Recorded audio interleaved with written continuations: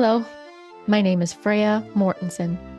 I was born in 1976, the year of the fire dragon. My sun is in Virgo, moon in Taurus. And what does that all mean? Well, to me it means I'm persistent, driven, motivated, and yes, a bit of a perfectionist, maybe even a little bit of a control freak too. I was raised mostly by a single mom who did her best. I always loved to dance and still do. I failed grade 10 math, but got 90% in my drama class. What does that say? That even with all my drive and perfectionist tendencies, I'm selective about what I choose to succeed in. My dad passed away almost 2 years ago, and I haven't spoken to my mom in about the same amount of time. Our relationships weren't perfect, but neither am I.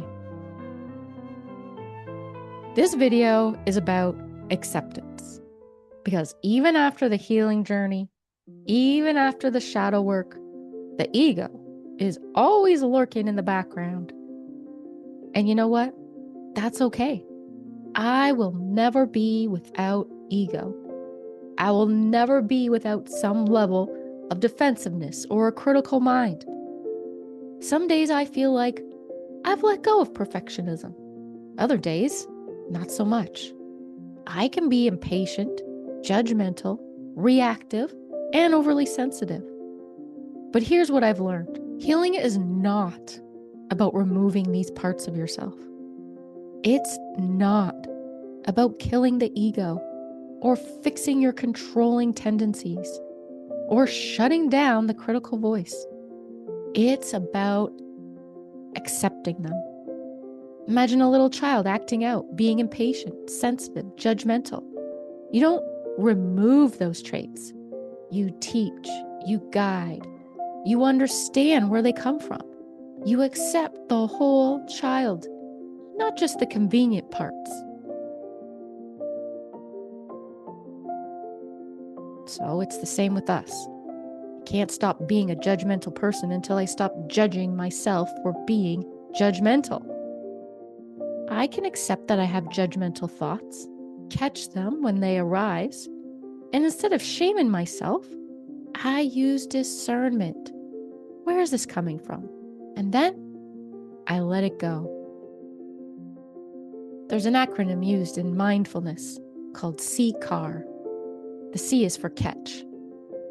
Catching yourself in the act is the most conscious thing you can do. Noticing when the ego is present. And yes, this is also the hardest step, because you can't notice ego from ego. You have to step back. If I see someone who made a spelling mistake that really doesn't matter at all, my perfectionist wants to correct it immediately. I assume they must want the correction too. Or I can catch it and say, that's just my perfectionism talking. Then comes the second C, congratulate. This is a step most people skip. When you catch yourself, or even when someone else calls you out, congratulate yourself, because catching it is growth. It's proof that the practice is working. Next is A, for acknowledge.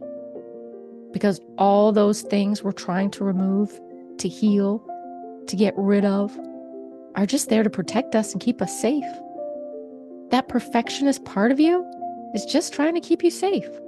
All these traits we try to get rid of are actually protection systems. My ego thinks it's keeping me safe. My defensiveness thinks it's keeping me safe. My critical thoughts think they're protecting me from being judged, harmed, wronged, disappointed, or rejected. Acknowledgement is saying, I see why you're here. Thank you for letting me know. And then we move on to R, reflect. Reflection is that mirror moment.